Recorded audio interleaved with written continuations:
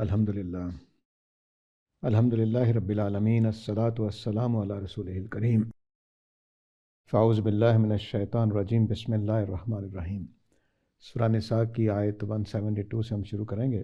سورہ نساء کا آخری حصہ چل رہا ہے۔ اس میں آپ لوگوں کو یاد ہوگا کہ یہود نے ایک مطالبہ کر دیا تھا کہ ہمیں آسمان سے اترتی ہوئی ایک کتاب دکھائی دے تو تب ہم مانیں گے۔ پھر اللہ تعالیٰ نے اس کا جواب دیا۔ پھر حضرت عیسیٰ زیر بحث آ گئے تھے۔ حضرت عیسیٰ کے حوالے سے بہت ساری چیزیں زیر بحث آئیں۔ پھر غلو کے اعتبار سے حضرت عیسیٰ دوبارہ زیر بحث آ گئے تھے۔ اب وہی بات چل رہی تھی کہ اہل کتاب دین میں مبالغہ نہ کیا کرو، تو اس میں انہوں نے حضرت عیسیٰ کو اللہ کہہ ڈالا تھا اور اللہ کا بیٹا قرار دے دیا تھا۔ اس کو اللہ تعالیٰ نے یہاں واضح کیا کہ ایسا نہیں ہے، تثلیث کا تصور کوئی چیز نہیں ہے۔ تو اب آگے 172 میں فرما رہے ہیں کہ لَن يَسْتَنْكِفَ الْمَسِيحُ أَن يَكُونَ عَبْدًا لِلَّهِ۔ حضرت عیسیٰ کے لیے یہ ناگوار نہیں ہوگی، بے عزتی نہیں ہوگی اس میں کہ وہ اللہ کے بندے بنیں، وہ عار محسوس نہیں کریں گے۔ یعنی ان کے لیے یہ کوئی ایسا کام نہیں ہوگا کہ جس میں وہ سمجھے کہ میری عزت کو کچھ نقصان پہنچے گا، یا وہ یہ سمجھے کہ مجھے کوئی میرا مقام نیچے ہو جائے گا، کہ وہ اللہ کے بندے بنیں۔ اللہ کے بندے بننے کا مطلب کیا ہے؟ یہ قرآن مجید کی جو عربی ہے اس میں عبادت، عبدہ کا مطلب ہے کسی ہستی کو خدا ماننا، اور جب ہم کسی ہستی کو خدا مانتے ہیں تو آپ سے آپ ہم اس کے بندے بن جاتے ہیں۔ یہ جو تعلق ہے یہ قرآن مجید نے کئی مقامات پہ واضح کیا ہے، تو اس کو یہاں عبدًا للہ کے لفظ سے بیان کیا اللہ تعالیٰ نے کہ حضرت عیسیٰ کو اس میں کوئی عار نہیں ہے، کوئی پریشانی نہیں ہے، کوئی ان کی ویلیو کم نہیں ہوگی کہ اگر وہ اللہ کے بندہ بننے کا اظہار کریں، یعنی اللہ کو خدا مانیں اور خود بندے بن جائیں، اس میں ان کے لیے کوئی ایسی چیز نہیں ہے۔ تو اس سے پیش نظر کیا ہے؟ ایک تصور میں بڑا زور دیتا ہوں اس کے اوپر، وہ یہ کہ ایک جملہ بول کر اس میں کچھ معنی ہڈن ہوتے ہیں، اس کو ہم مقدر کہتے ہیں اپنی عربی کی اصطلاح میں۔ تو جب یہ جملہ بولا گیا کہ حضرت عیسیٰ کو اس میں کوئی عار محسوس نہیں ہوتی کہ وہ اللہ کے بندے بنے، تو اس میں ایک ہڈن معنی ہے، وہ یہ کہ وہ خدا نہیں ہے، وہ الہ نہیں ہے، کیونکہ الہ تو کسی کا بندہ نہیں بنے گا۔ الہ کے لیے یہ بات عار ہوگی کہ وہ کسی کا بندہ بنے۔ تو حضرت عیسیٰ چونکہ ہیں ہی بندے، تو ان کے لیے تو اس میں کوئی ایسی چیز نہیں ہے کہ وہ اس میں اپنے لیے کچھ ایسا محسوس کریں کہ کوئی گھٹیا کام کرنے والے ہیں، تو ایسا نہیں ہے۔ تو اللہ تعالیٰ کے بارے میں حضرت عیسیٰ خدا ماننے میں کوئی کمی اپنے اندر نہیں پاتے۔ وَلَا الْمَلَائِكَةُ الْمُقَرَّبُونَ، اور نہ مقرب فرشتے، چونکہ پیچھے تثلیث ہے تو تثلیث میں ایک فرشتے ہیں حضرت جبرائیل جن کو روح القدس کہا گیا، اور ایک حضرت عیسیٰ ہیں، اور تیسرے اللہ تعالیٰ ہیں۔ تو اب دو کے بارے میں یہاں واضح کر دیا کہ جو تم نے تثلیث بنا رکھی ہے، تین خدا بنا رکھے ہیں، اس میں حضرت عیسیٰ اور روح القدس دونوں اس میں عار محسوس نہیں کرتے کہ وہ اللہ کے بندے بنیں، لیکن فرشتوں کا لفظ جمع استعمال کر لیا تاکہ قریش کو بھی یہ بات واضح ہو جائے کہ وہ جو فرشتوں کو اللہ کی بیٹیاں بنائے ہوئے ہیں وہ بھی ساتھ ہی صاف ہو جائے۔ تو اس لیے فرمایا کہ وَلَا الْمَلَائِكَةُ الْمُقَرَّبُونَ، نہ حضرت عیسیٰ اس میں عار محسوس کرتے ہیں، اور نہ فرشتے جو مقرب ہیں اللہ کے وہ اس میں کوئی عار محسوس کرتے ہیں کہ وہ اللہ کے بندے بنیں۔ وہ اللہ کو خدا ماننے میں ان کو کوئی عار نہیں ہے، اور اپنے آپ کو خدا کا بندہ ماننے میں کوئی عار نہیں ہے۔ آگے فرمایا وَمَن يَسْتَنْكِفْ عَنْ عِبَادَتِهِ وَيَسْتَكْبِرْ فَسَيَحْشُرُهُمْ إِلَيْهِ جَمِيعًا۔ تو جس نے عار محسوس کی یا اپنے آپ کے لیے اس کو بے عزتی سمجھا کہ اللہ کی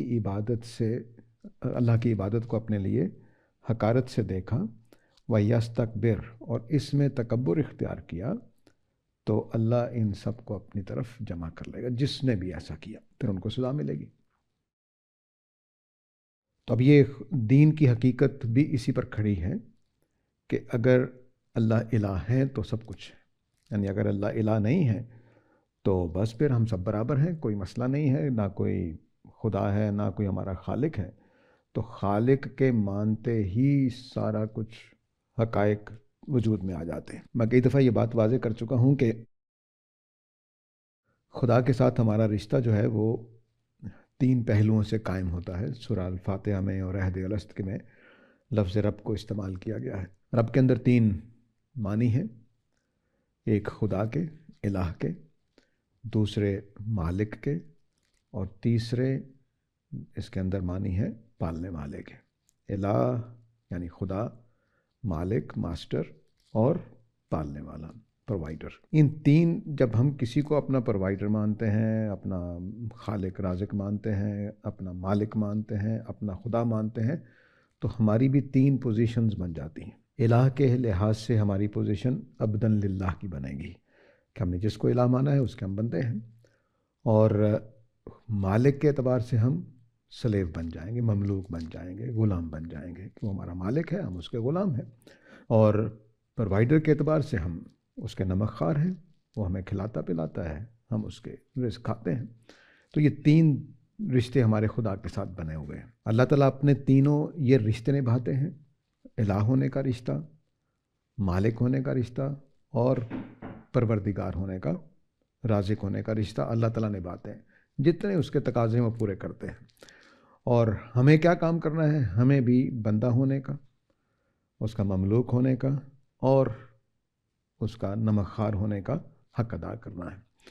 تو جو مالک رب ہونے کا، الہ ہونے کا ہمارے اوپر تقاضا بنتا ہے وہ یہ پرستش ہے، پوجا پاٹ ہے، عبادت ہے۔ جیسے ہم باپ کو مانیں گے تو احترام کریں گے، ایسے ہی جب ہم نے کسی ہستی کو خدا مانا تو اس کی تقدیس کرنا لازم ہو جائے گا، اور تقدیس کرنے میں نماز، روزہ، حج، زکوٰۃ یہ اس کے شیڈز ہیں اس تقدیس کے۔ تو اس لیے ہمارے دین میں بعض لوگ آج کل کہتے ہیں کہ دین میں نماز نہیں ہے، تو وہ خدا کے تصور سے واقف نہیں ہے۔ دنیا کی تمام تہذیبوں میں جتنے لوگوں نے بھی کسی ہستی کو خدا بنایا ہے تو اس کے آگے پوجا پاٹ کی ہے، یہ ہماری فطرت کے اندر ہے، اس سے ہم گریز نہیں کر سکتے، اور قرآن بھی اسی کی تائید کرتا ہے کہ جب ہم کسی ہستی کو خدا مانتے ہیں، قرآن نے بیان کیا ہے فرشتوں کے بارے میں بھی کہ نحن نسبح و نقدس لک، اے اللہ ہم آپ کی تسبیح کرتے ہیں اور آپ کی تقدیس کرتے ہیں۔ تو تسبیح اور تقدیس کیا ہے؟ وہ عبادت ہے، جس کو ہم اردو میں عبادت کہتے ہیں۔ تو یہ لازماً کرنا ہے، اس کے بغیر خدا کو خدا تسلیم کرنے کے معنی کوئی نہیں ہے۔ جب آپ نے سجدہ نہیں کیا اور جب آپ نے ایک زبان سے کلمات ادا نہیں کیا کہ سبحان ربی الاعلیٰ، میرا رب جو ہے وہ پاک ہے ہر طرح کی غلطی سے، تو آپ نے اصل میں خدا نہیں مانا۔ تو یہ پہلی چیز ہے۔ دوسرا ہے مالک ہونا۔ مالک جب کوئی ذات ہوتی ہے تو حکم دینے کا حق رکھتا ہے، اور ہم اس کے مملوک ہیں، غلام ہیں، تو ہمیں اس کا حکم ماننا ہے۔ یہ دوسرا تقاضا ہے دوسرے رشتے کے پہلو سے جو رب کے اندر مالک کے معنی ہے، اور جو اس میں ظاہر ہے کہ ساری چیزوں کی اطاعت ہو جائے گی۔ اللہ تعالیٰ کہہ رہے ہیں شراب نہیں پینی تو نہیں پینی، کیونکہ اس نے منع کر دیا، حکم دے دیا ہے۔ اس نے کہنا ہے وراثت اس طرح سے تقسیم کرنی ہے، تو باوجود اس کے کہ میرا دل چاہ رہا ہے کہ میں اپنی بیٹی کو زیادہ دوں، خدا کے حکم کی پیروی کرنی ہے۔ تو یہ وہ اطاعت کا پہلو آ جائے گا مالک ماننے کے اعتبار سے۔ اور تیسری چیز پروردگار ہے، تو ہم اس کا دیا ہوا کھاتے ہیں۔ دیا ہوا کھاتے ہیں تو پھر وفاداری بن جاتی ہے۔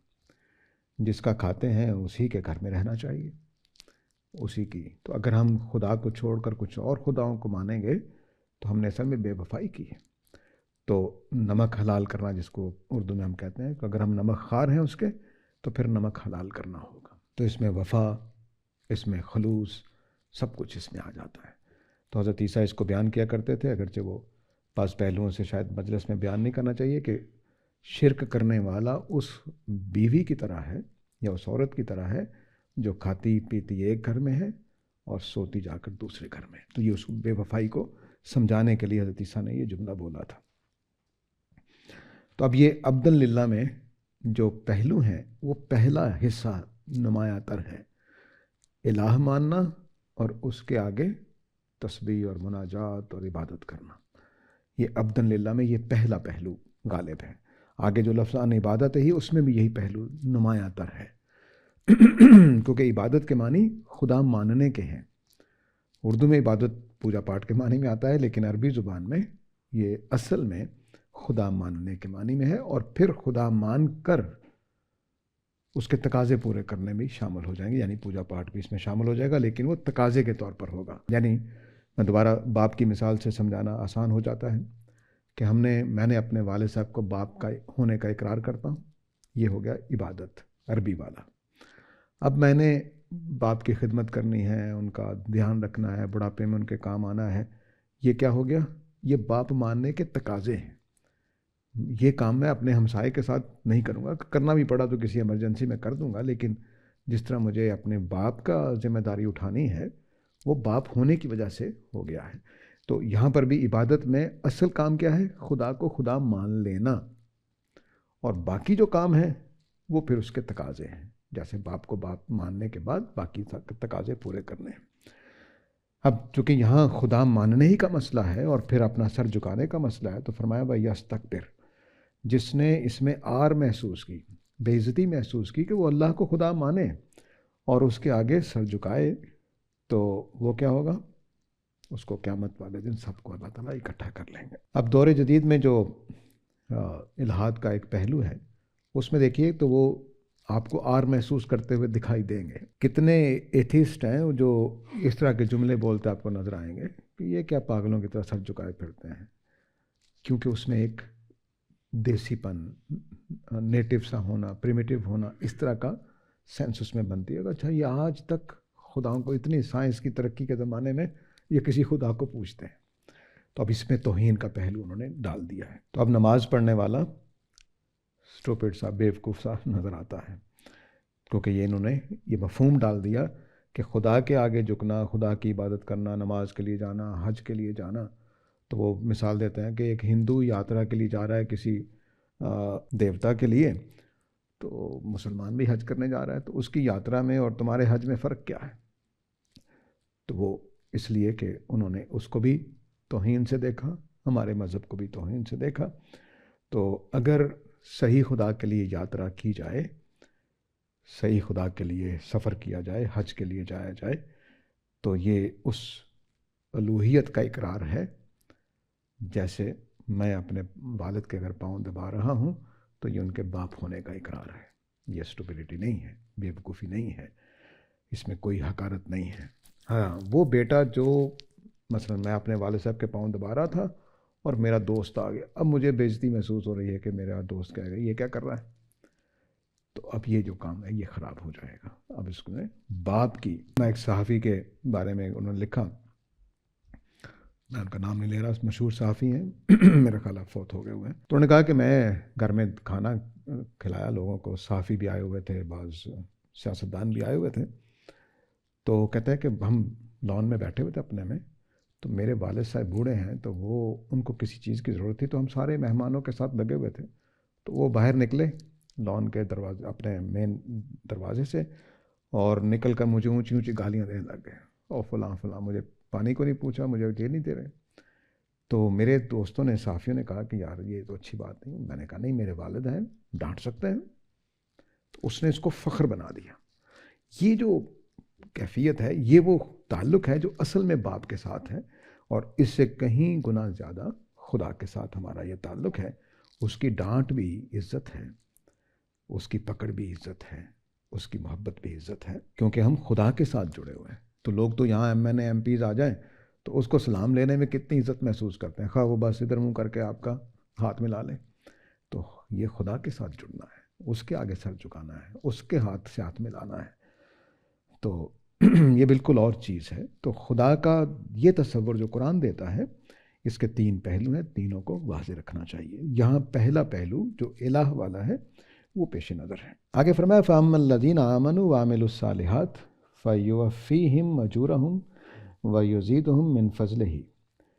تو وہ لوگ جو ایمان لائے، جنہوں نے عمل صالح کیے، تو اللہ تعالیٰ ان کا پورا پورا اجر دے گا۔ وَيُزِيدُهُمْ مِنْ فَضْلِهِ، اور پورا پورا اجر دینے کے بعد اپنے فضل سے بھی نوازے گا۔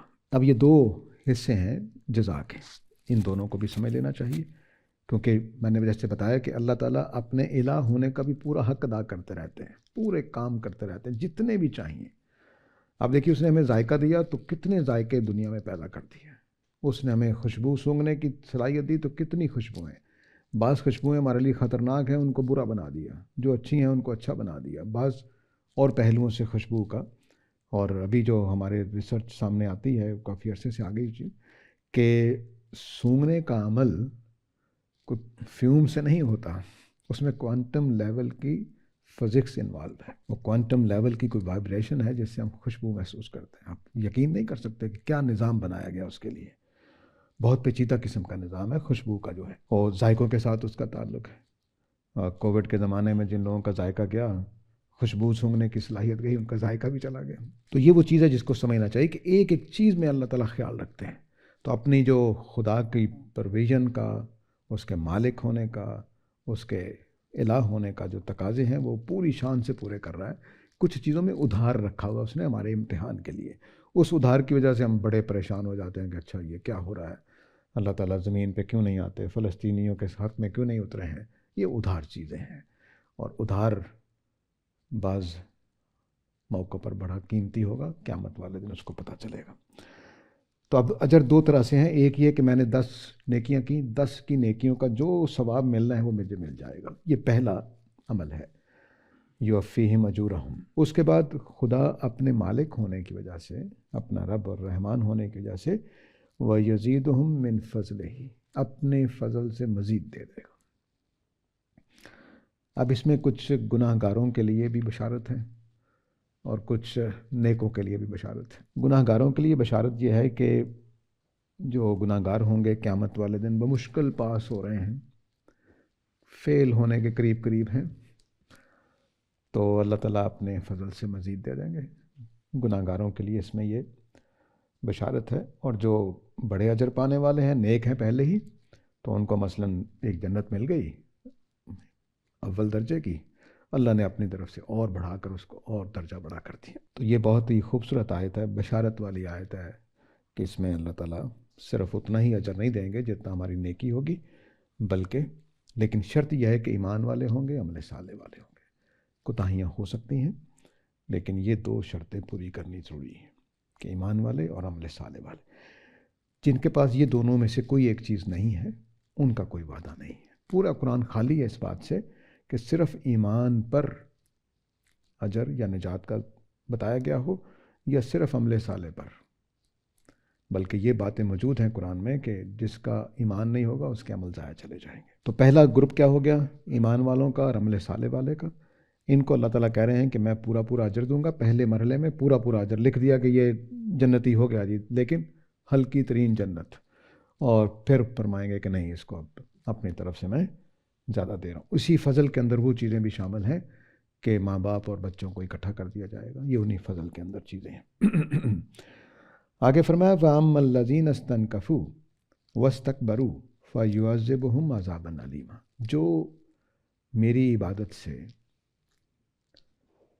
عار محسوس کریں گے، تکبر کریں گے، ایمان لانے سے استکبار کریں گے، عمل صالح سے استکبار کریں گے، ان کو میں دردناک عذاب دوں گا۔ وَلَا يَجِدُونَ لَهُم مِّن دُونِ اللَّهِ وَلِيًّا وَلَا نَصِيرًا، تو وہ نہیں پائیں گے اپنے لیے اللہ کے سوا کوئی بھی کارساز اور کوئی بھی مددگار۔ اب دوزخ سے نکلنے کے لیے، عذاب سے نکلنے کے لیے کوئی مددگار نہیں ہے، کوئی ولی نہیں ہے۔ دونوں کا فرق سمجھ لیجئے۔ نصیر تو مددگار ہے، کوئی بھی آ جائے، اور ولی کا مطلب ہوتا ہے کارساز، یعنی جو آپ کے مسئلے کو لے کر مسئلہ حل کرنے پر چل پڑے، پوری تیاری کر رہا ہے، دیکھ رہا ہے کیسے کرنا ہے، کیا نہیں کرنا ہے۔ تو یہ دونوں طرح کے لوگ میسر نہیں ہوں گے۔ اور مدد کوئی بھی کسی موقع پر ہاتھ پکڑا نکال کر لے گئے دوزخ میں سے، اس کو بھی کہا جا سکتا ہے۔ تو اس طرح کے دونوں طرح کے لوگ، دونوں طرح کے مددگار آپ کو میسر نہیں آئیں گے۔ تو اب یہ پوری بات اللہ تعالیٰ نے بیان کر دی کہ حضرت عیسیٰ علیہ السلام اس میں کوئی عار محسوس نہیں کرتے کہ وہ اللہ کے بندے بنے، اور نہ مقرب فرشتے اس میں عار محسوس کرتے ہیں جن کو تم تثلیث کا حصہ بنا رہے ہو۔ وہ فرشتے بھی اور حضرت عیسیٰ بھی دونوں خدا کے بندے بننے میں خوش ہیں، راضی ہیں، مطمئن ہیں، اور البتہ جو بھی اس سے گریز کرے گا اس کو سزا ملے گی، خواہ وہ کوئی بھی ہو، اور جو اس کے اوپر قائم رہے گا اس کو جزا ملے گی۔ اب آگے یہ آخری دو آیتیں جو ہیں 174-75، یہ اصل مضمون کے اعتبار سے بات مکمل ہو رہی ہے۔ تو فرمایا یا ایھا الناس قد جاءکم برہان من ربکم، اے لوگو تمہارے پاس تمہارے رب کی طرف سے برہان آ گئی ہے۔ وَأَنزَلْنَا إِلَيْكُمْ نُورًا مُبِينًا، اور ہم نے تمہاری طرف ایک روشن واضح چیز بھی نازل کر دی ہے، ایک روشنی نازل کر دی ہے۔ برہان کا مطلب دلائل ہوتے ہیں۔ برہان ان دلائل کو کہتے ہیں جو بات کو بالکل مبرہن کر دیں، واضح کر دیں، دو ٹوک کر دیں، فیصلہ کر دیں کہ یہ بات صحیح ہے، یہ غلط ہے۔ تو اب جتنی پیچھے آیتیں اتری ہیں، جتنا سورہ نساء میں خاص طور سے حضرت عیسیٰ کے بارے میں، اس کو اللہ تعالیٰ نے کہا ہے کہ میں نے اب اور کیا واضح کروں، ہر اعتبار سے میں نے واضح کر دیا ہے۔ تو برہان میں اللہ تعالیٰ نے جو کچھ اس میں تاریخی دلائل دے دی ہیں۔ حضرت عیسیٰ مثلاً پیچھے آپ جانتے ہیں، دیکھا آپ نے کہ حضرت عیسیٰ کے خدا ہونے میں خود تم مانتے ہو کہ مریم کے بیٹے ہیں، تو مریم کا بیٹا خدا کیسے ہو سکتا ہے؟ اس طرح کے دلائل دیے اللہ تعالیٰ نے۔ پھر یہ دلیل دی کہ میں نے اسے کلمہ کن سے بنایا ہے، تو کلمہ کن سے بنی ہوئی چیز بیٹا کیسے ہوتی ہے؟ کیونکہ ساری کائنات کلمہ کن سے بنی ہے، تو یا پھر ساری کائنات کو بھی اللہ کا بیٹا مانو، ٹھیک ہے؟ تو یہ دلائل اس طرح سے، یہ برہان اللہ تعالیٰ کہتا ہے کہ میں نے تمہارے اوپر برہان نازل کر دی ہے، جتنے عقیدے تمہارے تھے غلط ان سب کو میں نے درست کر دیا ہے، خاص طور سے حضرت عیسیٰ کے بارے میں اور قرآن مجید کے حق ہونے کے بارے میں۔ وَأَنزَلْنَا إِلَيْكُمْ نُورًا مُبِينًا، اور میں نے تمہاری طرف ایک واضح روشنی بھی نازل کر دی ہے۔ روشنی کیا چیز ہوتی ہے؟ روشنی چیزیں دیکھنے کے کام آتی ہیں۔ مثلاً اگر اس کمرے کو بند کر دیں تو ہم ایک دوسرے کو دیکھ نہیں سکیں گے، اگر روشنی بند کر دیں یہاں پر تو یہاں کی کرسیاں، میز، کتابیں، سب کچھ روشنی کی وجہ سے نظر آ رہا ہے۔ تو قرآن مجید میں جو ہدایت نازل ہوئی ہے اس کا کردار وہی ہے جو اس روشنی کا ہے۔ تو گویا ہمارے پاس ایک ایسا علم آ جاتا ہے جس علم کی روشنی میں ہم چیزوں کو دیکھنے لگ جاتے ہیں، سمجھنے لگ جاتے ہیں، ہمیں پتہ چل جاتا ہے کہ اچھا یہ بات یوں ہے، یہ بات ایسے ہے۔ تو اس وجہ سے قرآن کو نبی کریم صلی اللہ علیہ وسلم کو بھی نور کہا گیا ہے۔ وہ یہ نہیں کہ نور کے بنے ہوئے نہیں ہیں، بلکہ اس کا مطلب ہے کہ وہ ذریعہ روشنی ہے، اور روشنی کی طرح ہے جس کے جاننے کے بعد، ماننے کے بعد ہمیں ساری باتیں واضح ہو جاتی ہیں۔ میں ایک تمثیل سی بنائی ہوئی ہے میں نے کہ آپ کسی اجنبی گھر میں جائیں اور رات کا وقت ہو، لائٹ بجھی ہوئی ہو، آپ ایک قدم بھی نہیں اٹھا سکیں گے۔ کدھر جانا ہے، کہاں پاؤں رکھنا ہے، کہیں ٹھوکر نہ لگ جائے، کہیں کوئی آگے گڑا نہ ہو، کچھ پتہ نہیں۔ ادھر سوئچ آن کریں، ہر چیز روشن ہو جائے گی۔ تو قرآن مجید کا جو پورا پیغام ہے وہ یہی کام کرتا ہے کہ ہمیں ایک ایسی روشنی عطا کرتا ہے کہ کائنات کا ہر معمہ حل ہو جاتا ہے، ہر معمہ حل ہو جاتا ہے۔ اگر آپ سائنسدانوں کو دیکھیں، فلسفیوں کو دیکھیں، تو آپ کو ایسے لگے گا کہ جو کسی پزل میں پھنسے ہوئے ہیں جس کا کوئی سلوشن نہیں ہے، ایک ایسی پزل میں پھنسے ہوئے ہیں جس کا کوئی سلوشن نہیں ہے۔ آپ سائنسدانوں کو اٹھا کر دیکھ لیجیے، حقیقت کیا ہے، وہ تلاش کرتے جاتے ہیں۔ وہ ہمارا ایک ہوتا تھا کسی شرارت کرنے کے لیے نا بچپن میں، تو ایک ڈبہ ہوتا تھا، پھر اس میں ڈبہ، پھر اس میں ڈبی، پھر اس میں ڈبیا، پھر اس میں ڈبیا، پھر اور ڈبیا، وہ نکلتی جاتی تھی، آخری ڈبیا خالی ہوتی تھی، ٹھیک ہے؟ تو سائنس کی بھی یہی حالت ہے کہ وہ ڈبیا نکالتے چلے جا رہے ہیں اور وہ خالی ہے، ہر ڈبیا کے اندر ایک اور ڈبیا، اور وہ خالی، وہ بھی خالی، وہ بھی خالی، وہ بھی خالی۔ تو نتیجہ کیا ہے؟ کچھ بھی نہیں ہے۔ سائنسدان ٹامکٹوئیاں مارتے ہوئے نظر آئیں گے کائنات کی حقیقت کیا ہے۔ نتیجہ کیا نکلا؟ انہوں نے کہا جی کچھ بھی مطلب نہیں ہے، بس فزیکل قوانین کا اور طاقتوں کا کھیل ہے، چل رہی دنیا۔ اور وہ اس سوال کا جواب نہیں دے پاتے کہ میرے اندر جو اخلاق کی آگ لگی ہوئی ہے اس کا کیا نتیجہ نکلنا ہے۔ مجھے یہ قبول نہیں ہے کہ مظلوم اور ظالم برابر ہو جائیں، مجھے یہ قبول نہیں ہے، کم از کم اپنے بارے میں قبول نہیں ہے کہ میرا ظالم ہنستا ہوا دنیا سے رخصت ہو جائے اور میں روتا ہوا دنیا سے رخصت ہو جائے، مجھے یہ قبول نہیں ہے۔ چلیے آپ کے ظالم کے بارے میں ہو سکتا ہے میں کسی غفلت کا شکار ہو جاؤں، لیکن اپنے ظالم کے بارے میں کیسے غفلت کا شکار ہو سکتا ہوں؟ ناممکن ہے۔ اس سوال کا کوئی جواب نہیں ہے، جبکہ قرآن مجید جب آتا ہے وہ پوری بات سمجھاتا ہے۔ اوہو اچھا یہ مقصد ہے، یہ پہلو ہے، اس کا یہ حل ہے، اس کا یہ حل ہے۔ تو اس لیے قرآن کو نور مبین کہا ہے۔ بالکل روشن کر دینے والا، کھول کھول کے ہر چیز کو سمجھا دینے والا علم میں نے نازل کر دیا ہے۔ تو ایک مائنڈ سیٹ بنا دیتا ہے قرآن اپنے پڑھنے والوں کو، اپنے سمجھنے والوں کا، اس کی روشنی میں ہر چیز کا جواب ملتا چلا جاتا ہے۔ میں نے الہاد کی تقریباً 20 کے قریب کتابیں پڑھی ہیں، بچوں والی باتیں، بالکل بچوں والی باتیں۔ 2-3 سوالات ہیں جس کے اوپر سارا مدار کھڑا ہے، ان میں نمایاں ترین سوال پرابلم آف ایول کا ہے کہ بھئی اللہ تعالیٰ اس دنیا میں سفرنگ کیوں ہے؟ بس سب سے نمایاں ترین سوال یہ ہے۔ اور دوسرا سوال بالکل وہ سوال بھی نہیں ہے کہ اللہ کو کس نے بنایا ہے۔ اگر کائنات کو خدا نے بنایا ہے تو خدا کو کس نے بنایا ہے؟ یہ سوال ہمارے نظریے سے پیدا ہی نہیں ہوتا، یہ آپ کا پیدا کردہ ہے۔ ہم تو کہتے نہیں کہ خدا بنا ہوا ہے، ہم تو اس کو خالق مانتے ہیں، مخلوق تھوڑا ہی مانتے ہیں۔ یہ کائنات کو تم ہی کہتے ہو کہ یہ مخلوق ہے، تو ہم نے اس وجہ سے اس کو خدا مان رہے ہیں۔ ہم تو یہ بات ہی نہیں کرتے کہ خالق ہمارا جو خدا ہے وہ مخلوق ہے، اس کو کسی نے بنایا ہے۔ ہم تو کہتے ہو بنا ہوا پہلے سے ہی ہے، بس اس کو بنانے کا کوئی تصور ہی نہیں ہے۔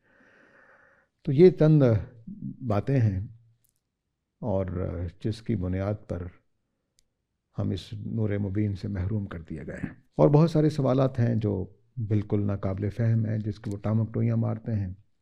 یعنی اگر آپ ان سے پوچھیں کہ بگ بینگ سے پہلے کیا تھا، خیر اب تو بگ بینگ سے پہلے گلیکسیز موجود ہیں۔ جو ٹائم آپ کی ریڈیشن کا ہے اس کے اعتبار سے 13 ارب سال پہلے دنیا بنی، 13 اشاریہ کچھ، اور لیکن اب پتہ چلا ہے کہ گلیکسیز اس سے پہلے موجود ہیں۔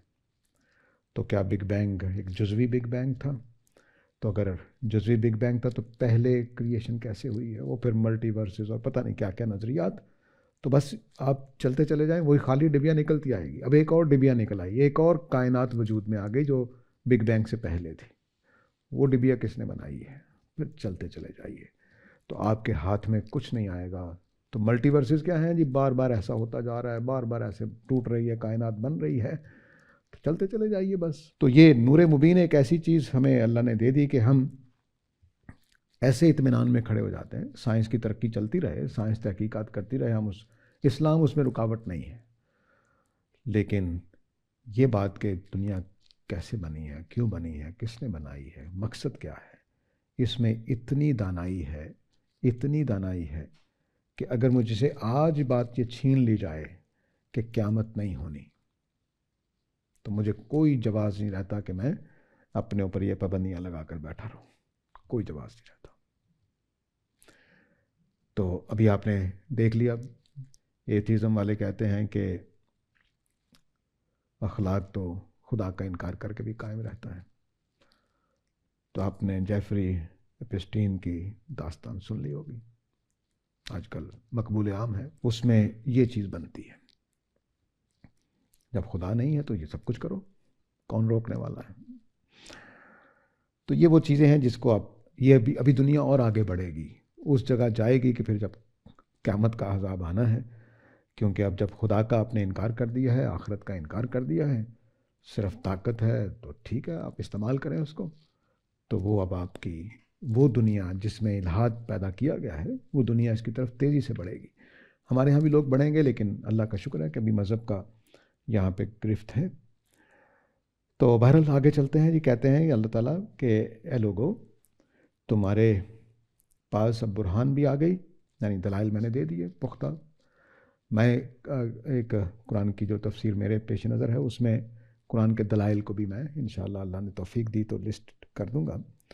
تو دلائل کیسے کیسے، جیسے ابھی میں نے بتایا کہ ابن مریم دلیل ہے کہ عیسیٰ کو تم خدا مانتے ہو، ساتھ ابن مریم بھی مانتے ہو، تو یہ دلائل ہیں اس کے، لیکن وہ دلائل دلیل کے طور پر نہیں دیتے اللہ تعالیٰ، بات کرتے کرتے کر جاتے ہیں، اور ہمارا توجہ بھی نہیں ہوتی کہ ہوا کیا ہے۔ کلمہ کن دلیل ہے کہ میں نے کلمہ کن سے بنایا ہے، تو اگر کلمہ کن سے بن کر بھی کوئی بیٹا بنتا ہے تو پھر پوری کائنات بیٹا ہے خدا کا، دلیل ہے، لیکن ہم اس کو بس خبر کے طور پر، ایک جملے کے طور پر لے جاتے ہیں۔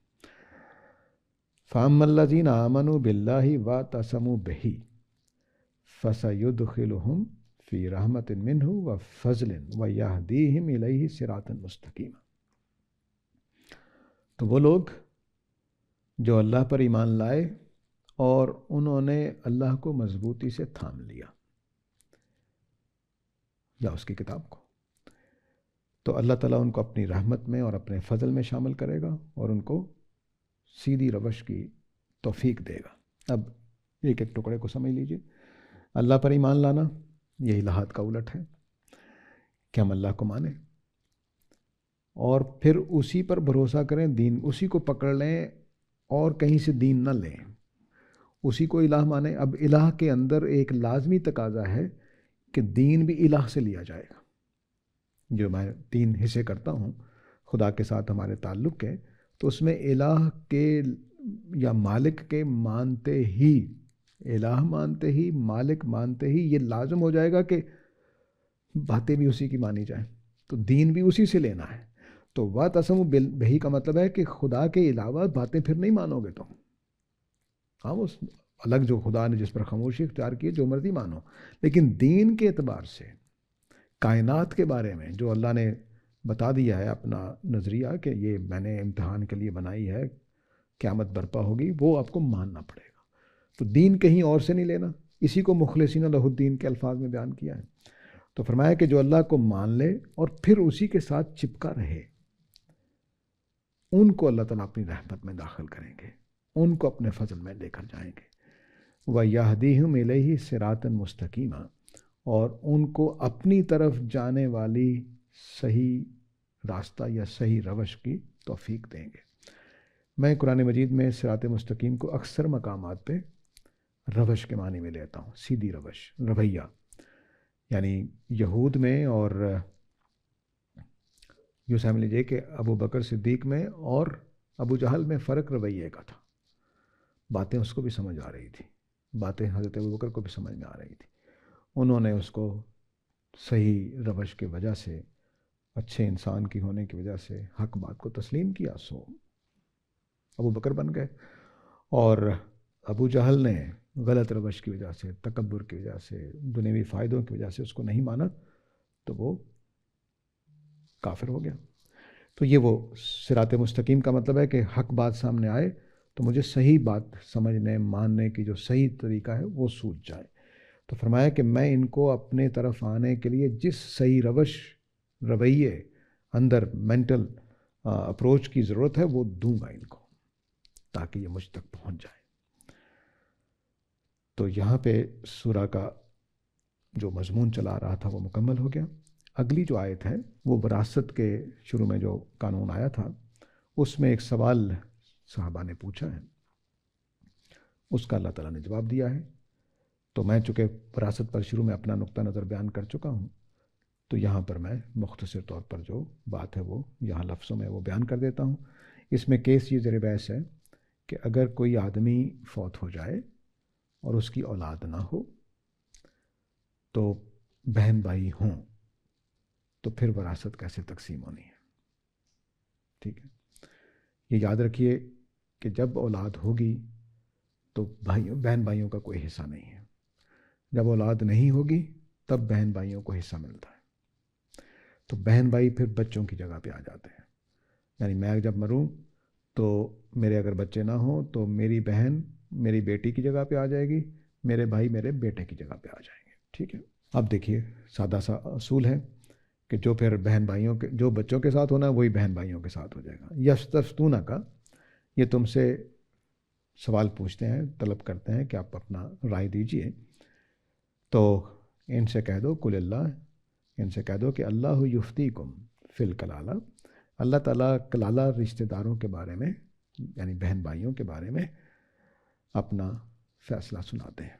ان امرؤن ہلک، ایک اگر کوئی آدمی مر جائے، لیس لہ ولد، اس کی کوئی اولاد نہ ہو، ولہ اختن، لیکن اس کی ایک بہن ہو، فلہا نصف ما ترک، تو پھر بھائی نے جو چھوڑا ہے اس آدمی نے، اس کا آدھا اس کی بہن کو مل جائے گا۔ ٹھیک ہے، وہو یارثھا، لیکن اگر اکیلا ایک بھائی ہے تو پورے کا وارث ہو جائے گا، اکیلی بہن وارث ہے تو آدھے کی وارث ہوگی، اور بھائی ہے تو پورے کا وارث ہو جائے گا اگر اور کوئی وارث موجود نہیں ہے اور بچے بھی نہیں ہیں۔ ان لم یکن لہا ولد، بھائی اس وقت وارث ہوگا پوری جائیداد کا اگر مرنے والی کے کوئی اولاد نہیں ہوگی.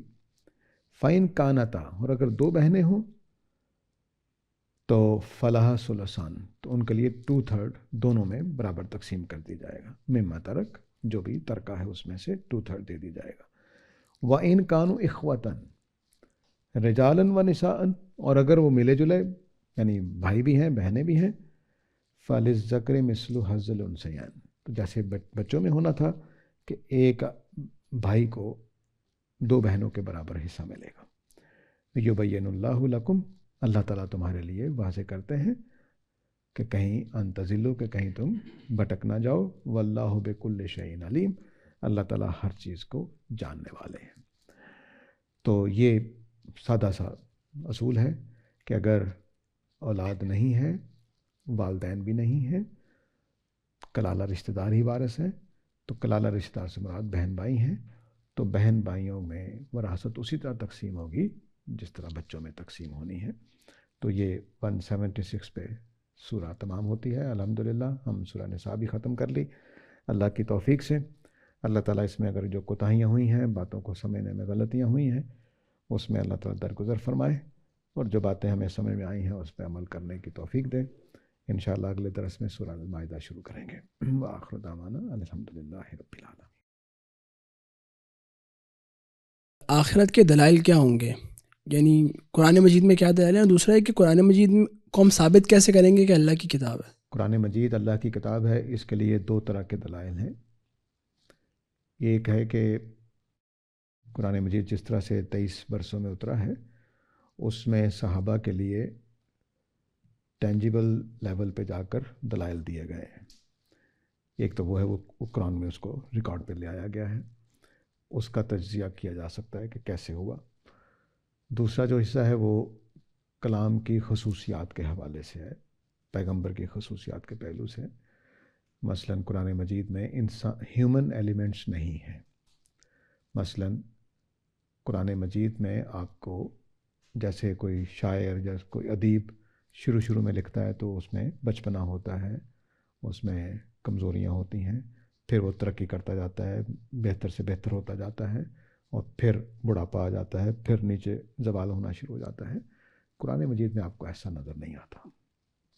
23 سال کے عرصے میں ایک شخص نے قرآن لکھا ہے تو اس میں یہ عروج و زوال نہیں ہے، یہ ارتقا نہیں ہے.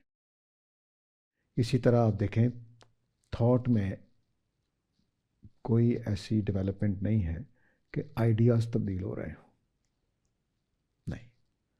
جبکہ اگر آپ کسی بھی بڑے ادیب کو دیکھ لیں، میں اپنے استاد کو دیکھتا ہوں، بہت محنتی آدمی ہیں، اللہ تعالیٰ انہیں ہمارا سروں پہ سایہ قائم رکھے، بہت محنت کرتے ہیں، لیکن ان کی کتنی آراء تبدیل ہوئی ہیں.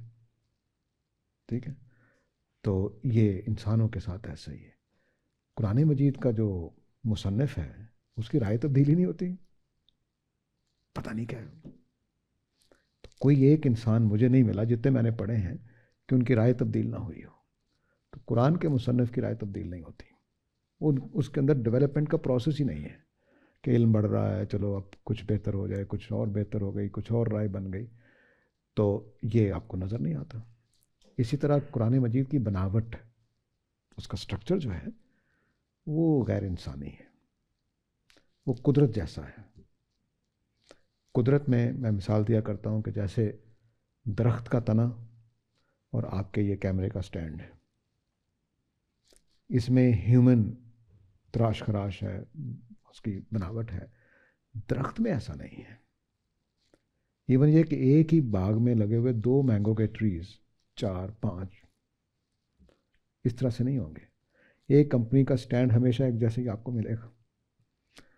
تو اللہ کی کمپنی میں بننے والے درختوں کے ٹرنک، پتے، شاخیں ڈفرینٹ ہیں. عجیب و غریب بات ہے. ٹھیک ایسا ہی قرآن مجید میں ہے. اس کی جو صورتیں ترتیب پاتی ہیں تو وہ جنگل کی طرح ترتیب پاتی ہیں. جنگل میں آپ کو کوئی ترتیب نظر نہیں آئے گی، لیکن اس میں پوری ایک ایکو سسٹم موجود ہے، ایک ایک چیز جڑی ہوئی ہے ایک دوسرے. اب یہ چیزیں دریافت ہو رہی ہیں کہ بعض پودے دوسرے پودوں کے دشمن ہوتے ہیں. اس پودے کے ہمسائے میں یہ پودا نہیں چلے گا، جیسے آلو اور ٹماٹر ایک دوسرے کے ہمسائے میں اچھے نہیں چلتے، وہ جڑوں سے دشمنی کر رہے ہوتے ہیں آلو ٹماٹر کو اپنی جڑوں سے خوراک نہیں لینے دیتا، اس کا دشمنی کرتا ہے اس کے ساتھ۔ اسی طرح بعض پودے، ان کے اگر پتوں پہ کیڑے آ جائیں تو وہ ایک ایسی خوشبو نکالتے ہیں جو دوسرے کیڑوں کو پیغام دیتے ہیں کہ آؤ ان کیڑوں کو کھاؤ، درخت محفوظ ہو جاتا ہے۔ یہ ہمیں نہیں پتہ تھی۔ تو یہ پورا ایک ایکو سسٹم ہے، فوڈ کا دیکھ لیں، آکسیجن اور کاربن ڈائی آکسائڈ کا دیکھ لیں، تو لیکن نظر نہیں آئے گا آپ کو۔ ایسا ہی قرآن مجید جب آپ اترتے ہیں تو پورا ایک سسٹم ہے، لیکن وہ قدرتی ہے، وہ ویسے ہی جیسے دنیا بنی ہوئی ہے، کائنات بنی ہوئی ہے۔ اس لیے قرآن کہتا ہے یہ 7 سبن میں مسانی ہے، 7 آسمان ہے، 7 کا چکر، پتہ نہیں جوڑے جوڑے، قرآن جوڑے جوڑے۔ تو اس طرح کی بہت ساری چیزیں، یہ انسان کے بس کی بات نہیں ہے کہ یہ ترتیب دے سکے۔ اس نے جب بھی کوئی تنا بنائے گا تو ایسا ہی بنائے گا، یا ہمارے پلرز بنیں گے۔ اب یہ دیکھیے 4 پلرز بنے ہوئے ہیں اس ہال میں، چاروں کا ڈیزائن دیکھ لیجئے کیا ہے، ایک پلر یہ ہے، ایک یہ ہے، کیا اللہ کے پلرز ایسے ہیں؟ اور بعض درخت اتنے تراشے ہوئے ہوتے ہیں، لیکن وہ جو افریقہ کا ایک درخت ہے، پتہ نہیں کیا اس کا نام ہے، وہ بالکل ایسے لگے کہ جیسے بالکل سیدھا تنا کھڑا کیا ہوا، لیکن اس میں بھی وہی قدرتی گراسنس جو ہے وہ نظر آئے گی آپ کو۔ تو یہ چند چیزیں ہیں جو قرآن مجید میں پیش کر سکتا ہوں کہ اس کے اسٹرکچر کے اندر، اس کے کلام کے اندر، اس کی تو میں گراف بنایا کرتا ہوں کہ علامہ اقبال کو دیکھیں تو بانگ درا پہلی کتاب ہے، تو یہ یہاں رکھ لیجئے۔ بال جبریل اس کی ٹاپ موسٹ اردو میں، کیا بات ہے! اقبال کا شاعری کا شعور، اقبال کا علم، اقبال کی لفظوں پہ کمانڈ، اس کے اندر شیرینی ڈالنا، اس کے اندر کشش ڈالنا، وہ ٹاپ پہ ہے بال جبریل۔ ضرب کلیم میں آج پھر نیچے آ جاتا ہے، مضمون تو بڑے بلند ہو گئے لیکن وہ چاشنی ختم ہو گئی، کھوکھلا سا پھیکا سا کلام رہ گیا۔ ٹھیک ہے، تو یہ زوال ہے، اور قرآن مجید کو بنائیں گے تو ایسے آپ کا گراف بنے گا، یہ آپ سوچ ہی نہیں سکتے، ناممکنات میں سے۔ اب وہاں پر چلے جائیے جو مکہ میں اور مدینہ میں ہو رہا ہے، جب قرآن نازل ہو رہا ہے، ایک شخص اکیلا کھڑا ہے، کہتا ہے میں اللہ کا رسول ہوں، مجھے گرانا ہے تو گرا لو، میں نے اس علاقے میں حضرت موسیٰ کی طرح کام کر کے دکھانا ہے۔ اور وہ 23 برسوں میں تمام کیے ہوئے دعوے پورے کر دیتا ہے۔ 10 دعوے ہیں تو 10 کے 10 پورے ہوتے ہیں، اور دعوے ایسے ہیں کہ جو اکیلا میں مثال کے طور پر میں اچھا کرکٹر بن کے دکھاؤں گا، ہو سکتا ہے میں دعویٰ کروں اور پورا کر کے دکھا دوں، لیکن میں پورے جزیرہ نمائے عرب میں دین غالب کر دوں گا، اس کے لیے تو بڑی طاقتیں چاہیے، وہ کر دیتے ہیں۔ 23 سال کیسے، جب وہ دنیا سے رخصت ہوتے ہیں تو وہ تبوک کے لیے اپنا لشکر تیار کر رہے ہوتے ہیں جو جزیرہ نمائے عرب سے باہر ہے۔ یہ معجزہ دنیا نہیں دکھا سکی کسی بھی شخص کے بارے میں۔ تو یہ چند دلائل ہیں جو اگر ہم اس کو پیش کر سکیں کسی علمی انداز میں تو اچھی بات ہے۔ دوسرا آپ کا کیا سوال تھا؟ آخرت کے دلائل جو ہیں ان میں اللہ تعالیٰ نے سورہ قیامہ میں ایک دلیل دی ہے کہ اس کو دوسرے لفظوں میں بیان کیا ہے۔ 2 موٹے دلائل ہیں، ایک یہ کہ کیا تمہارا نفس لوامہ قیامت کی گواہی نہیں دیتا؟ نفس لوامہ ہر روز عدالت لگاتا ہے، ہر لمحے لگاتا ہے، وہ فیصلہ کرتا ہے کہ تم غلط کر رہے ہو، صحیح کر رہے ہو، تم برے آدمی ہو، یہ برا ہے، اسے جھوٹ بولا ہے، دوسروں کے لیے یہ ضمیر فیصلہ کرتا ہے۔ تو روزانہ لگنے والی یہ عدالت کو جھٹلاؤ گے کیسے؟ تو اللہ تعالیٰ کہتے ہیں کہ جو قیامت کا انکار کرتا ہے وہ اصل میں اپنے نفس کے سامنے شرارت کرتا ہے، اپنے ضمیر کو کچل کے بات کرتا ہے کہ نہیں نہیں کوئی فیصلہ نہیں ہونا چاہیے خیر و شر کا۔ دوسری دلیل اللہ تعالیٰ یہ دیتے ہیں کہ حل یستوی الاعمی والبصیر، کیا یہ جہالت کرنے والے اور ایمان والے برابر کر دیے جائیں گے، اور مجرم اور مومن برابر ہو جائیں گے؟ یہ دوسری دلیل ہے جو اسی سے پھوٹی ہوئی ہے لیکن الگ سے ہے، کہ دنیا میں یہ چل رہا ہے کہ کیا ہم ابھی جو اپسٹین فائلز کے لوگ ہیں ان کو اور جو نیک لوگ ہیں ان کو برابر کر دیے جائیں؟ کیا جعفری اپسٹین کو سزا نہیں ملنی چاہیے؟ کیا ٹرمپ کو سزا نہیں ملنی چاہیے؟ کیا بل گیٹ کو سزا نہیں ملنی چاہیے جس کو دیوتا بنا کر پیش کیا گیا پچھلے 20 برسوں میں؟ ملنی چاہیے. ٹھیک ہے. یہ حل یستوی الاعمی والبصیر کے اندر حل یستوی المومن والمجرم کے الفاظ بھی ہیں ایک موقع پر. تو یہ برابر نہیں ہو سکتے. یہ دوسری دلیل ہے. تیسری دلیل اللہ تعالیٰ کہتے ہیں کہ میں نے کائنات کو جوڑے جوڑے بنایا ہے. کوئی چیز اٹھا کر دیکھ لیں, جوڑے دو طرح سے بنے ہوئے ہیں, اس کو بھی سمجھ لینا چاہیے. یہ بھی جوڑا ہوگا کہ دنیا کے اندر کچھ چیزیں جوڑے والی ہیں, کچھ جوڑے کے بغیر والی ہیں. یہ بھی جوڑا ہے. ٹھیک ہے. اب اس کے اندر اللہ تعالیٰ کہتے ہیں کہ اس دنیا, اللہ تعالیٰ نے کہا کہ میں نے جوڑے بنائے ہیں تاکہ تم نصیحت حاصل کرو. کیا مضمون قیامت کا چل رہا ہے, تو اس دنیا کا جوڑا ہونا چاہیے. باقی ہر چیز کا جوڑا ہے, اس دنیا کا جوڑا نہیں ہے. تو یہ 3 موٹے دلائل ہیں. باقی رسالت کا جو قاعدہ ہے اس سے بھی اللہ تعالیٰ نے دلیل پکڑی ہے کہ کیا قوم نوح کے اوپر آنے والی سزا, کیا قوم لوط کے اوپر آنے والی سزا اس ثبوت کے لیے کافی نہیں ہے کہ میں نے فیصلہ کرنا ہے قیامت والے دن. یہ بھی دلیلوں میں سے ایک دلیل ہے. سر پچھلے درس میں رجت صاحب نے ایک زکوٰۃ سے متعلق سوال کیا تھا. آپ نے بتایا تھا کہ جو ریاست مسلمانوں سے زکوٰۃ لیتی ہے اس کو اپنے معاملات کے لیے استعمال کر سکتی ہے, جیسے ملازمین کی تنخواہیں دینا یا جو بھی سہولیاتی ریاست فراہم کرتی ہے اپنے لوگوں کو, اس میں بھی استعمال کر سکتی ہے. ان کا سوال یہ ہے کہ ریاست زکوٰۃ تو مسلمانوں سے لیتی ہے, لیکن جو سہولیت فراہم کرتی ہے وہ تو غیر مسلم بھی اسی طرح استعمال کرتے ہیں, تو غیر مسلموں سے ریاست پھر اس کے بدلے کیا لے گی؟ پرانی اصطلاح جزیہ کی ہے, لیکن آج کل آپ ان پر بھی زکوٰۃ لاگو کر سکتے ہیں, کوئی مسئلہ نہیں.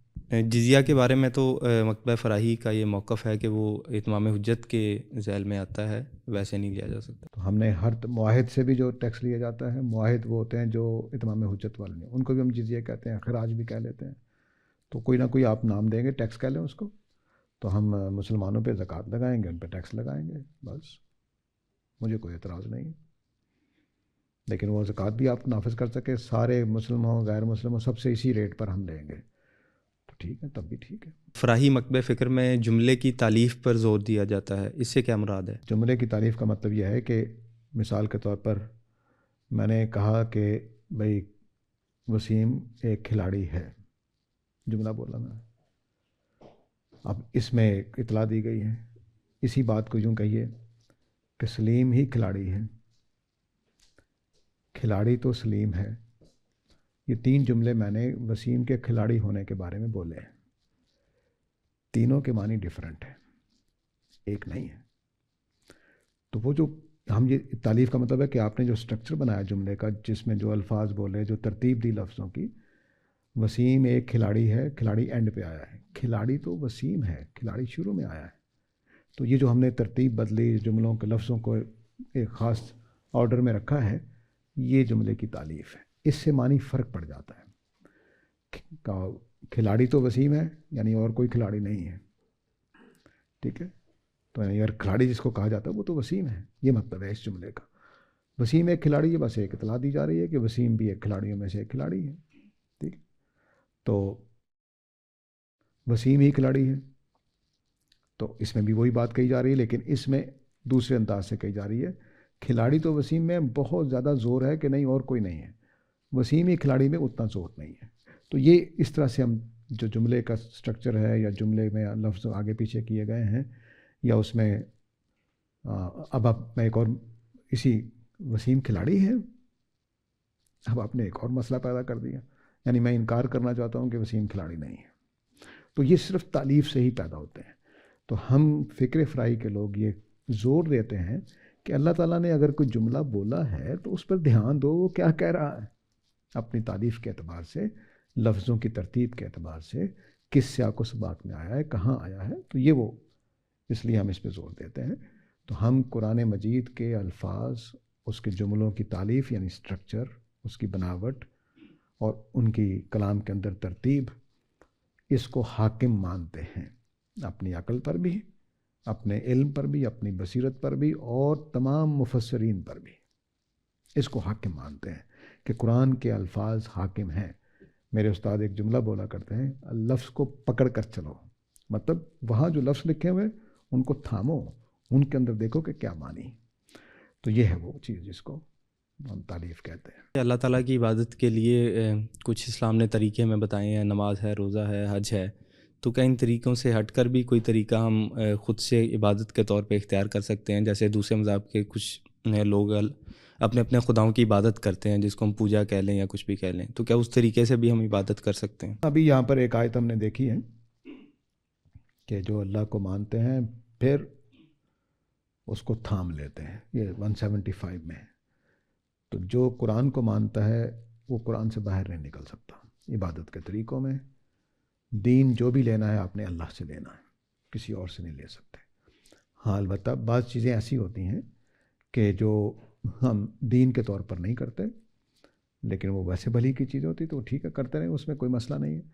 تو مثال کے طور پر پرانے زمانے میں جو زندگی نیکی کرنے کے طریقے ہو سکتے تھے، اس میں آج کل یوٹیوب پہ تقریریں کرنے کا بھی طریقہ آ گیا، تو ٹھیک ہے، یا آپ کو اس میں بھی ثواب ملے گا اگر آپ کر رہے ہیں، ویڈیو بنانے کا بھی ثواب ملتے گا۔ پرانے زمانے میں تو یہ تصور نہیں تھا۔ تو یہ چیزیں چلتی رہیں گی، لیکن اصل میں ثواب کس کا مل رہا ہے؟ ویڈیو بنانے کا نہیں مل رہا، اس میں تقریر کرنے کا یا لوگوں کو دین دینے کا یا علم سکھانے کا ثواب مل رہا ہے۔ تو وہ شروع سے چلتا آ رہا ہے، تو کوئی نئی چیز ایجاد نہیں ہو سکتی، صرف اس کی فارمز چینج ہو جاتی ہیں کہ ہم پہلے درس دیتے تھے بیٹھ کر، کوئی کیمرہ نہیں لگا ہوتا تھا، بس ہو جاتا تھا۔ اب ہمارے مولانا اصلاحی ہیں، ان کے بھی کئی درس ریکارڈ ہی نہیں ہوئے کیونکہ آڈیو ریکارڈ ہوئے زیادہ تر۔ تو اس زمانے میں کیمرے کا چلن اتنا نہیں تھا، حالانکہ بن چکا تھا کیمرہ۔ تو یہ چیزیں ہوتی ہیں، اس کا کوئی تعلق، تو دین میں کوئی اضافہ، کوئی کمی، کوئی بیشی نہیں ہو سکتی، بس جو اللہ نے دے دیا اس کو تھامنا ہے۔ البتہ آپ قرآن کو نہیں مانتے تو پھر ظاہر ہے کہ جو آپ کی فطرت میں ہے اس کے لحاظ سے معاملہ ہوگا۔ غامدی صاحب یہ اکثر یہ بیان کرتے ہیں کہ اگر کوئی شخص فلسفہ یا ادب نہیں سمجھتا تو اس کو عالم دین نہیں بننا چاہیے۔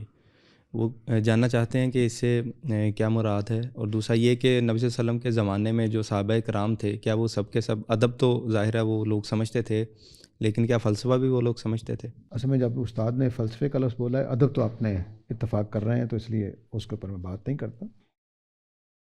تو فلسفے کا مطلب یہ ہوتا ہے کہ آپ ان بحثوں کو سمجھتے ہوں جو باتیں کی جا رہی ہیں۔ ایک عقلی پہلو ہوتے ہیں، جیسے میں نے ابھی کہا کہ اللہ تعالیٰ نے جب کہا کہ تو عیسیٰ ابن مریم جو ہے، تو ابن مریم کہہ کے اللہ تعالیٰ کیا بتا رہے ہیں، یا کلمہ کن کہہ کے اللہ تعالیٰ کیا بتا رہے ہیں، تو یہ بات سمجھنے کے لائق ہونا چاہیے آپ کو۔ تو آپ کا ذہن باتوں کو سوچنے والا، تجزیہ کرنے والا ہونا چاہیے۔ اگر آپ یہ نہیں کر سکتے تو آپ قرآن کو بھی نہیں سمجھ سکتے۔ جب قرآن کو نہیں سمجھ سکتے تو عالم دین کیسے بن سکتے ہیں؟ اس کے لیے یہ مطلب نہیں ہے کہ آپ پورا فلسفہ پڑھے ہوئے ہوں، اس میں ایکسپرٹ ہوں۔ دور جدید میں اور دور قدیم میں بھی علماء کے اوپر یہ ہمیشہ بوجھ رہتا ہے، کیونکہ ان کے پاس ہر طبقے سے لوگوں نے آنا ہوتا ہے، ہر طبقے سے۔ ڈاکٹروں نے بھی آنا ہے، انجینئروں نے بھی آنا ہے، فلسفیوں نے بھی آنا ہے، تو وہ پھر ان کو ہر چیز میں نو ہونی چاہیے۔ مثال کے طور پر کسی نے آپ سے کہہ دیا کہ وقت کے بارے میں آپ کی کیا رائے ہے، تو اگر ان کو وقت کا نہیں پتہ تو وہ بیچارے، مجھے اچھی طرح یاد ہے عبدالستار خان نیازی صاحب ہوتے تھے، تو یہ ایک زمانے میں مقبول خطیبوں میں سے تھے، اللہ تعالیٰ غری کے رحمت کرے، وفات پا چکے ہوئے ہیں۔ تو وہ تقریر کرنے آئے، سیرت کا ایک جلسہ تھا، میں اور میرے والد صاحب بھی وہاں بیٹھے ہوئے تھے، تقریر سن رہے تھے۔ تو تقریر کرتے کرتے پیچھے سے آواز آئی، دور سے کافی لوگ تھے، کوئی 1000-1200 لوگ ہوں گے، تو پیچھے سے آواز آئی کہ جی آواز نہیں آ رہی۔ تو ان کے جو مائک کے ساتھ نا ایک ٹیپ ریکارڈر والے نے اپنا چھوٹا مائک لگایا ہوا تھا، تو انہوں نے سب کے سامنے کہا کہ یہ مائک اتارو، یہ میری آواز کھینچ رہا ہے اپنی طرف۔ تو جلسہ جو تھا وہ کہہ کے لگا کے ہنس پڑا۔ یعنی باقی ساری لوگوں کو پتہ ہے کہ مائک آواز نہیں کھینچتا، ان کو خیال تھا کہ مائک آواز کھینچتا ہے۔ تو اگر کوئی آدمی ان علوم سے واقف نہ ہو تو پھر اس طرح کا مذاق بن جاتا ہے بعض اوقات، اس لیے ان چیزوں سے نو ہونی چاہیے۔ ابھی کچھ دن پہلے ہمارے ہاں اسلام آباد میں ایک مسجد پہ حملہ ہوا اور اس میں کچھ لوگ مارے گئے۔ جس مکتب فکر کے لوگ مارے گئے ہیں وہ ہمارے ہاں اس کو کچھ اچھا نہیں سمجھا جاتا ہے اہل سنت کے نزدیک۔ تو ان کے قتل پہ بھی بعض لوگوں کو دیکھا ہے کہ وہ مذاق اڑاتے ہیں یا ان کے قتل کو اس طرح نہیں سمجھتے جیسے کسی بھی قتل کو سمجھنا چاہیے. تو سوال یہ پوچھنا چاہتے ہیں کہ ایسے لوگوں کا قتل بھی کیا اسی ذیل میں آتا ہے کہ جس کو ہم کہہ سکیں کہ یہ پوری انسانیت کا قتل ہے؟ جی بالکل، اس میں کوئی شبہ نہیں.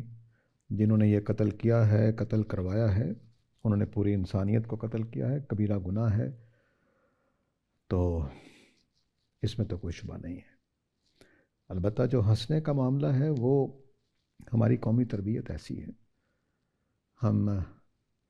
ہمارے حالانکہ بچپن میں ہمیں پنجاب کے ایک حکیمانہ جملہ بولا جاتا تھا، دشمن مرے تے خوشی نہ کریے، سجنا بھی مر جانا. یہ تلقین کی جاتی تھی. لیکن مذہبی جو نفرت ہوتی ہے مذہب کی بنیاد پر، وہ آدمی کو اس سے بلند دے جاتی ہے. وہ پھر مذہبی جو نفرتیں ہیں اور قومی جو نفرتیں ہیں، مثلا انڈیا کے نقصان پہ ہم خوش ہوتے ہیں اور انڈیا ہمارے نقصان پہ خوش ہوتا ہے. تو مذہبی نفرتیں اور قومی نفرتیں یہ کچھ اور لیول کی ہوتی ہیں. اس میں بھی میرا خیال ہے کہ احتیاط کرنی چاہیے ہمیں. ہم مومن ہیں، ہمارا دل دماغ اتنا کھلا ہونا چاہیے کہ ہم ہر ایک کو دعوت دینے والے بنیں، ہر ایک کو دین کی طرف لانے والے بنیں. لیکن بدقسمتی سے ہم صحابہ کی طرح نہیں بنے، بلکہ دوسری قوموں کی طرح بن گئے. تو صحابہ کے ہاں دشمنوں کا نقصان نہیں تھا. وہ خوش نہیں ہوتے تھے بلکہ شریک ہوتے تھے غم میں جا کر کے آ جاؤ بھی، تاکہ دین کی طرف آئیں. ایک ہے جن پہ اللہ نے کافر ہونے کا اعلان کر، وہ ایک الگ بات ہے، ان سے دوستی تو ناجائز قرار دے دی گئی تھی.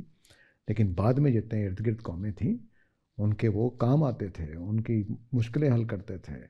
بلکہ وہ حضرت معاویہ کے زمانے میں ایک حضرت عیسیٰ کے مجسمے کا ناک ٹوٹ گئی تو انہوں نے کہا کہ مرمت کرا دیتا ہوں. ان لوگوں نے کہا نہیں ہم مرمت کا برا لگے گا ہمیں، تو پورے نیا مجسمہ بنانے کے پیسے دیے. تو یہ جو رواداری تھی یہ صحابہ کے اندر تھی، ہم نے اس کو ختم کر دیا ہے، تو افسوس کی بات ہے. یہ بات ہمارے کیا جاتی ہے کہ زندگی سے پہلے ہمیں ایک جگہ جمع کیا گیا تھا اور اللہ تعالیٰ نے بہت سی مخلوقات کو پیشکش کی تھی امانت کی نا، تو انسان نے اس کو قبول کر لیا. تو پہلی بات ہے کہ امانت کیا تھی وہ ذرا وضاحت کر دیں اس کی. اور دوسرا یہ کہ آپ کی بھی میں نے ویڈیو دیکھی تھی کہ وہ مجھے واقعہ تو ہمیں یاد نہیں ہے، لیکن اس کی یاد دہانی کے طور پر خدا کا تصور اور اخلاقی شعور ہمارے اندر ہے.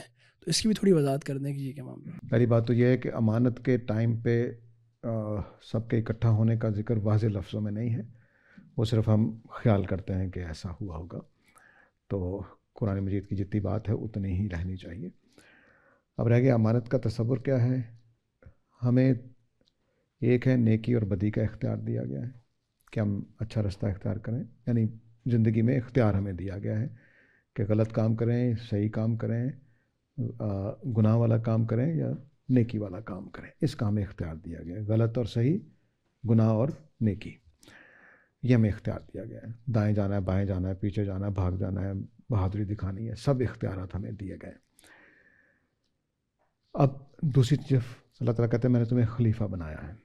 خلیفہ بنانے کا مطلب میرے ذہن میں یہ آتا ہے کہ اللہ تعالیٰ نے مجھے اور آپ تمام انسانوں کو آدم سے لے کر آج تک قیامت تک جتنے لوگ پیدا ہوں گے ان کو اس دنیا کے ریسورسز پر اختیار دیا گیا ہے کہ ہم اس کی مٹی کو سونا بنا سکتے ہیں. یہ میز کرسی، یہ بندر ہم سے پہلے سے ہیں ایوولوشن کے مطابق. وہ میز کرسی نہیں بنا سکے، وہ کیا جھونپڑی بھی نہیں بنا سکے. ہم کہاں سے کہاں پہنچ گئے ہیں. تو یہ خلیفہ ہونے کی وجہ سے میرے اندر یہ اختیار ہے، طاقت ہے کہ میں اس کی مٹی سے اینٹ بنا سکتا ہوں، پھر اس اینٹوں سے گھر بنا سکتا ہوں. اور یہ کمپیوٹر اور یہ کیمرے خلیفہ ہونے کی وجہ سے بنائے ہیں. اب خلیفہ ہونے کی وجہ سے مطلب کیا ہوا کہ کائنات کے یہ ریسورسز میرے پاس امانت ہیں. میری خلافت اس کو شیطانی کاموں کے لیے استعمال کرتی ہے یا میری خلافت اس کو نیک کاموں کے لیے استعمال کرتی ہے. تو اس دنیا کے ریسورسز جو موجود ہیں، اینٹ روڑا پتھر، بجلی اور ہوائیں اور طوفان اور کیمیکلز جو بھی یہاں موجود ہیں، وہ میرے پاس امانت ہے. اور اس کے اندر جو اپرچونیٹیز مجھے ملتی ہیں کہ مثلا آئنسٹائن اگر نیوٹن سے پہلے پیدا ہو جاتا تو یہ فزکس نہ بنا سکتا جو بنا کر گیا ہے. ٹھیک ہے. تو اب اس کو ایک موقع ملا, نیوٹن پیچھے موجود تھا, گلیلیو پیچھے موجود تھا, ان کی دی ہوئی روشنی میں اس نے ایک نیا مسائل کو حل کرنے کے لیے آئیڈیاز دیے. تو یہ جو مواقع ہوتے ہیں یہ بھی ہمارے پاس امانت ہے. تو مثلا مجھے یہاں ایک ذمہ داری ملی ہے درس دینے کی, تو میں نے اس کو دیانتداری سے برتا ہے یا نہیں, یہ بھی میرے پاس امانت ہے. تو خلافت کے لیے جو مجھے چیزیں ملی ہیں وہ میرے پاس اختیار, وہ میرے پاس امانت ہے. دوسرا کیا سوال تھا آپ کا؟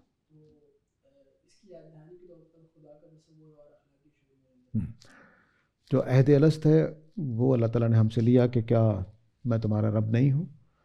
تو یہ واقعہ تو ہمیں یاد نہیں ہے, لیکن ہمیں اس واقعے کے اثرات ہمارے دل و دماغ میں موجود ہیں. ہماری فطرت ایک تعمیر ہوئی اس موقع پر, اس فطرت میں ہمارے پاس خدا کا تصور ہے. چنانچہ آج تک تمام تہذیبیں خدا, کوئی نہ کوئی خدا تلاش کرتی ہیں, نہ ملے بنا لیتی ہیں. یہ اس فطرت کی آواز ہے کہ جو ہمارے اندر عہد الست سے جو شعور پیدا ہوا وہ ہمیں خدا بنانے میں. اور آج جو ایتھیسٹ ہیں وہ قدرت کو خدا بنا کے بیٹھے ہوئے ہیں. خدا کا لفظ استعمال کریں نہ کریں, لیکن جو کچھ ہم خدا کے ساتھ منسوب کرتے ہیں وہ قدرت کے ساتھ منسوب کرتے ہیں. قدرت نے ایسا کر دیا یا چانس نے ایسا کر دیا. تو جو اوصاف ہم خدا میں مانتے تھے, وہ کریٹر ہے, اس نے ڈیزائن کیا ہے, وہ قدرت کو دے دیتے ہیں. چنانچہ ان کی کتابوں میں جملے ملیں گے, نیچر نوز بیٹر, نیچر زیادہ اچھا جانتی ہے, نیچر ڈڈ دیٹ, نیچر نے ایسا کیا ہے. تو یہ نیچر کو خدا بنا دیا ہے. تو کوئی نہ کوئی خدا ضرور بنائیں گے, یہ ہماری فطرت کے اندر ہے. اور دوسرا اخلاقی, اس خدا کے مانتے ہی جو اخلاقی تقاضے ہیں وہ بھی ہماری فطرت میں موجود ہیں.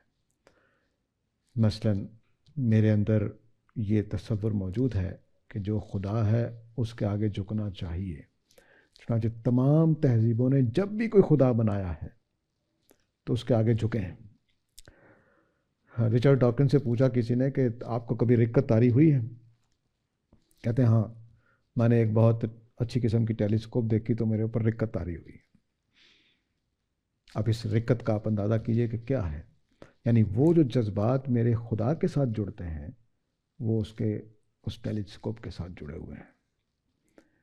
کیونکہ اب اس کے بغیر انسان رہ نہیں سکتا کہ اس کے جذبات ہیں, اس کے اندر یہ چیزیں ہیں. تو رکت کا تعلق ٹیلیسکوپ سے ہو سکتا ہے؟ ہاں ہو سکتا ہے, اگر آپ نے اسی سائنس کو ہی خدا بنا لیا ہے, سائنس ہی کے ساتھ آپ کے جذبات وابستہ ہو گئے, تو یہ فطری سی بات ہے کہ ایسا ہوگا. تو اب وہ فطرت میں یہ چیزیں موجود ہیں. میں پوری دنیا میں آپ چلے جائیے, آپ کو سچ لوگ اچھا کہیں گے, خواہ جھوٹ بول رہے ہوں لیکن سچ کو اچھا کہیں گے. کوئی آدمی آپ کو ایسا نہیں ملے گا کہ وہ کہے کہ نہیں جی جھوٹ بڑی اچھی چیز ہے. وہ کہے گا جی بولنا پڑ جاتا ہے, بڑے فائدہ ہوتا ہے جھوٹ کا, کئی چیزیں بچ جاتے ہیں, لیکن سچ اچھا ہے. تو جو چیزیں ہم فطری طور پر لے کر پیدا ہوتے ہیں ان کی ایک موٹی نشانی ہے کہ تمام انسانوں کا اس پر اتفاق ہوگا. اور جو چیزیں ہم نے لوکلی سیکھی ہوتی ہیں وہ لوکل رہتی ہیں, اس پر تمام انسانوں کا اتفاق نہیں ہوتا. تو کھانا ہماری فطرت ہے, سارے انسان کھاتے ہیں, لیکن آلو گوشت کھانا ہے کہ پیزا کھانا ہے اس پر اتفاق نہیں ہوتا. مولانا فراہی کے بارے میں یہ سنا ہے کہ ان کی بعض کتابیں چوری ہو گئی تھیں. ایک تو یہ واقعہ بیان کر دیں کیا ہے, دوسرا یہ کہ کیا یہ واقعہ ثابت ہے ان سے یا بس ایسے ہی ہے؟ ہاں نہیں, واقعہ سنانے والے تو سکہ راوی ہیں. وہ مولانا فراہی جو تھے وہ ایک ہی وقت میں کوئی 10 12 20 کتابیں لکھتے تھے. وہ ان کا طریقہ یہ ہوتا تھا کہ رات کو پینسلیں تراش کر کے رکھ دیتے تھے, بہت اچھا قلم تھا ان کا, تو 10 12 پینسل تراش کے یعنی وہ شارپ کر کے رکھ دیتے تھے اور تہجد پڑھنے کے بعد وہ لکھتے تھے. تو کسی کتاب میں ایک پیرا لکھنا ہے, کسی میں ایک لائن لکھنی ہے, کسی میں صرف سرخی قائم کرنی ہے, ٹھیک ہے. وہ سارا دن سوچتے تھے 24 گھنٹے اور تہجد کے بعد وہ لکھ دیتے تھے, اور پھر یہ مسودے ترتیب کے ساتھ ایک صندوق میں رکھ کے لاک لگا دیتے تھے تاکہ کوئی خراب نہ کرے. چور جب آئے ان کے گھر میں تو انہوں نے سمجھا کہ اس میں کوئی خزانہ ہے, اور اگر آپ کاغذ کا دیکھیں تو وزن بھی کافی ہوتا ہے. انہوں نے جب اٹھایا ہوگا تو انہوں نے کہا کمال ہے, تو سردیوں کی دسمبر کی یا جنوری کی راتیں ہوں گی، چوروں نے وہ صندوق اٹھایا اور لے بھاگے. اب جنگل میں جا کے انہوں نے توڑا اس کو کہ اندر ہے کیا، تو کاغذات تھے. تو ساری رات وہاں سردی میں وہ آگ تاپتے رہے. تو ان کی ساری کتابیں وہ چوروں نے جلا دی. تو جو ہمارے پاس بچی ہوئی ہیں، ہو سکتا ہے اللہ تعالیٰ نے ان کی ایسی باتیں لکھی ہوں کہ اللہ تعالیٰ نہ چاہتے ہوں کہ ابھی دنیا کو پہنچے. تو بہرحال یہ ان کے ساتھ ہوا. تو اس لیے اپنے مسودے صندوق میں نہیں رکھنے چاہیے. سبق حاصل یہ ہوا. حضرت ابراہیم علیہ السلام کا جو پرندوں والا واقعہ ہے اس کو بیان کر دیجیے. پرندوں والا واقعہ قرآن مجید میں جو بیان کیا گیا وہ یہ کہ حضرت ابراہیم علیہ السلام نے اللہ تعالیٰ سے مطالبہ کیا کہ میں اطمینان حاصل کرنا چاہتا ہوں، تو آپ مجھے بتائیے کہ آپ مردوں کو کیسے زندہ کرتے ہیں. تو اللہ نے پوچھا کہ تم مانتے نہیں ہو؟ تو انہوں نے کہا نہیں، بس اطمینان کے لیے ایسا کرنا چاہتا ہوں. تو اس کے بعد اللہ نے کہا کہ تم کچھ پرندے لے لو اور ان کو اپنے ساتھ دوست بنا لو. ان کو جیسے پیٹ جانور ہوتے ہیں، وہ ہمیں پہچانتے ہوتے ہیں، ہمارے آواز نکالنے سے وہ آ جائیں گے، ہم کھانا ڈالیں گے تب وہ آ جائیں گے. تو وہ کر لیا ایسا. جب ایسا ہو گیا تو پھر اللہ نے کہا کہ اب ان کو ذبح کرو اور ان کے ٹکڑے کرو، بوٹیاں بناؤ اور پہاڑوں پہ رکھ دو ارد گرد جو ان کے گھر کے پاس ہوں گے. تو انہوں نے رکھ دیے وہاں پر. پھر کہا کہ اب بلاؤ ان کو. تو جو آواز دے کر وہ پرندوں کو بلاتے، جیسے مرغیوں کو آواز دیتے ہیں کھانا ڈالنے کے لیے، ویسے ہی انہوں نے آواز دی تو سارے وہ جو ذبح کیے ہوئے پرندے تھے دوبارہ ٹھیک ہو کر واپس آ گئے. یہ واقعہ